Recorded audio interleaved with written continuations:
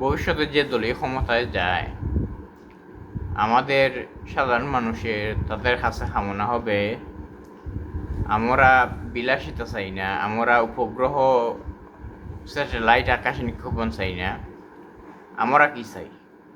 আমরা চাই সুচিকিৎসা, যাতে হাসপাতালে গেলে সুচিকিৎসা পাই। ঠিক আছে, প্রাইভেটে যাওয়ান লাগে না, সরকারি হাসপাতাল আছে, তাহা সত্ত্বেও কেন প্রাইভেটে যাব? তো সরকারি কর্মকর্তারাও বেতন সরকারের ফান্ড দিতেছে, এদিকে পয়সা খরচ হইতেছে, যা জনগণের পয়সা ব্যাট সেট বিভিন্নভাবে জনগণের কাছ থেকে নেওয়া হয়। আমরা রাস্তায় নিরাপত্তা চাই, বাইরেগুলি যাতে দুর্ঘটনায় আক্রান্ত না হইয়া আমরা ফান্ড জোরে যায় খালে। আমরা সুশিক্ষা চাই, যে শিক্ষায় কর্মসংস্থানের জোগাড় দেবে, কারিগরি দক্ষতা, আইটি দক্ষতা, রোবোটিক্স দক্ষতা, যা বর্তমানের জন্য প্রযোজ্য। বাংলাদেশ থেকে 20,000 কোটির মতো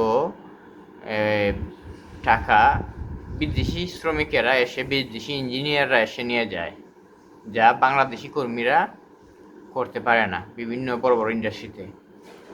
তো আমাদের দেশে লোক বেকার, কারণ যেসব কোর্স ইউনিভার্সিটিতে বা কলেজে পড়ানো হয় সেগুলো ইন্ডাস্ট্রি লেভেলে গিয়ে ম্যাচ হয় না, যে কারণে প্রথম আলোর রিপোর্টে এসে 70% ন্যাশনাল ইউনিভার্সিটির স্টুডেন্ট বেকার থাকে। কিছু করে হয়তো হয় বিদেশ যায়, নাইলে কোনো ব্যবসা নিয়ে বসে, কিন্তু চাকরিতে থাকে না। তো কি বললাম, সুচিকিৎসা চাই, সুশিক্ষা চাই, রাস্তাঘাটের নিরাপত্তা চাই,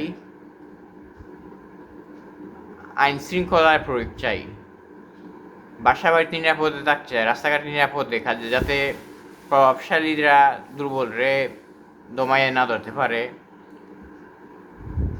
কোন খারাপি কম হয়, আর হলেও যাতে এর বিচার হয়।